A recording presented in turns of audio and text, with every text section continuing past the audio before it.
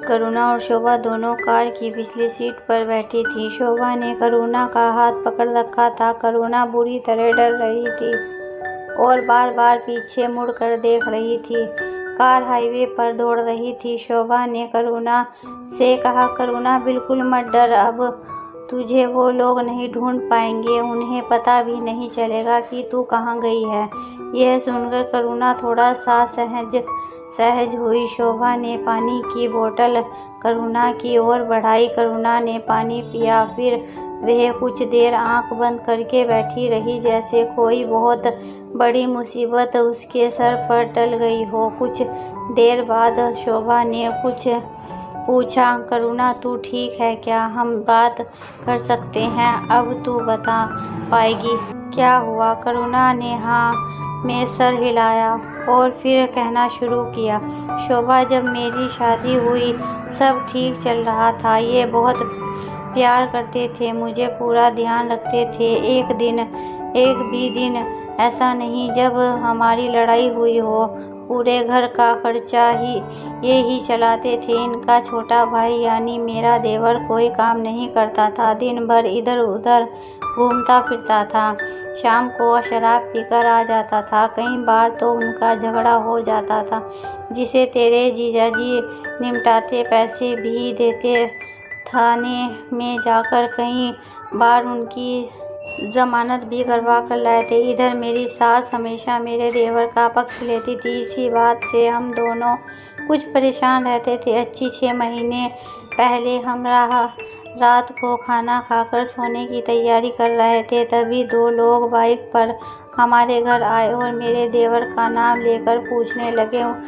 उन्होंने कहा वह घर पर नहीं है, तो वो ज़बरदस्ती घर में घुसने लगे, क्योंकि मेरे देवर ने उनसे काफ़ी पैसे उधार ले रखे थे। वो सोच रहे थे कि हमने उसे छिपा रखा है। जब बहुत देर तक झगड़ा करने के बाद भी वे लोग नहीं माने, तो उन्होंने उसमें से एक गुंडे को धक्का दे दिया। यह देखकर दूसरे ने गन निकाल कर इन पर फायर कर दिया। यह कहकर करुणा सुबक कर रोने लगी। उसकी बात सुनकर शोभा की आंखों में भी आंसू आ रहे थे। करुणा ने आगे कहना शुरू किया, गोली लगते ही ये गिर पड़े, मैं इन्हें संभालती रही, चिल्लाती रही, तब तक वो दोनों भाग गए। किसी तरह उन्हें अस्पताल ले गए, लेकिन रास्ते में ही ये नहीं रहे। मेरी तो दुनिया ही उजड़ गई थी। सोचने समझने की शक्ति चली गई। पूरे घर में रोना पीटना मच गया, लेकिन इनके छोटे भाई को इसका ज़रा भी दुख नहीं था।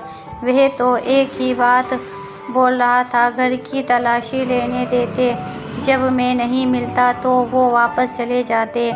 उनसे पंगा लेने की क्या ज़रूरत थी? मेरी सास और देवर कुछ भी दिनों में सब भूल गए। उन्होंने पुलिस से कंप्लेंट भी वापस ले ली, यह कहकर कि वे गुंडे उन्हें भी मार देंगे।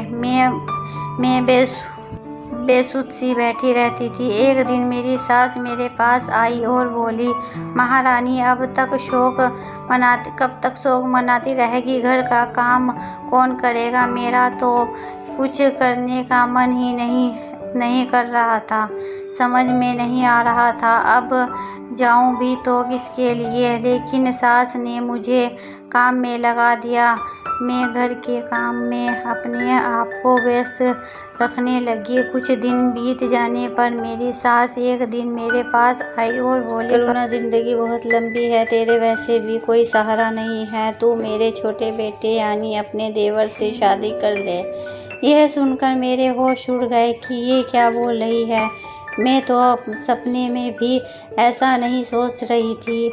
अब मुझसे बर्दाश्त नहीं हुआ और मैंने अपनी सास को साफ कह दिया, खबरदार माँ जी, जो आप आज के बाद उस शराबी का नाम मेरे नाम के साथ जोड़ा। मैं अपने पति की खातिर आपकी सेवा करने के लिए यहाँ पड़ी हूँ।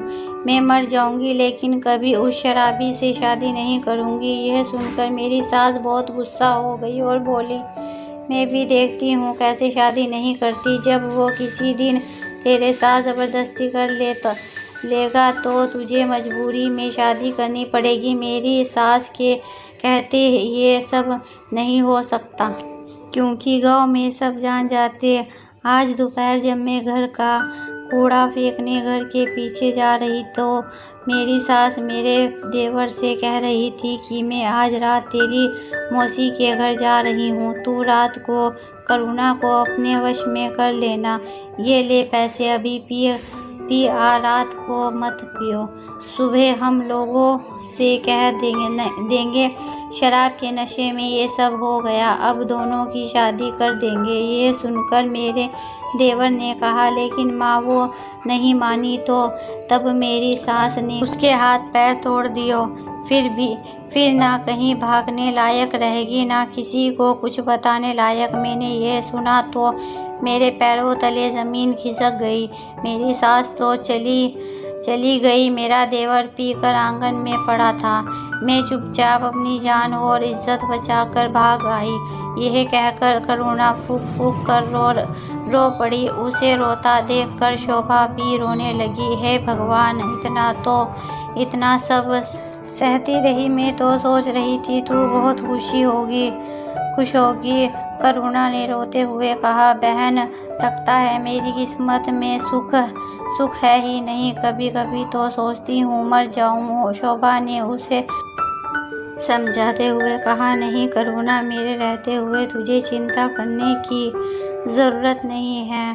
अब से तू हमारे साथ रहेगी। करुणा शोभा के गले लगकर रोती रही। रास्ते भर शोभा उसे तसल्ली देती रही। कुछ देर में करुणा को जैसे नींद आ गई। शोभा ने करण से बात की। करण तुमसे पूछे बगैर मैंने करुणा को अपने साथ रहने के लिए बोल दिया। तुम्हें बुरा तो नहीं लगा? करण ने कहा, कैसी बात करती हो शोभा, मुझे तो खुशी है। हम किसी के काम आ रहे हैं। कुछ ही देर में तीनों घर पहुंच गए। शोभा ने करुणा को गेस्ट रूम में ले जाकर सुला दिया। उसने बाद में दोनों अपने बेडरूम में आ गए। थक जाने के कारण करण तो सो गया, लेकिन शोभा की आंखों से नींद गायब थी। पिछले 3-4 घंटों में इतना कुछ हो गया जिसे सोचकर उसे यकीन नहीं आ रहा था। अगर आपको हमारी कहानी पसंद आई हो तो लाइक कीजिए, शेयर कीजिए, सब्सक्राइब कीजिए इसके दूसरे पार्ट के लिए और हमारी सपोर्ट कीजिए।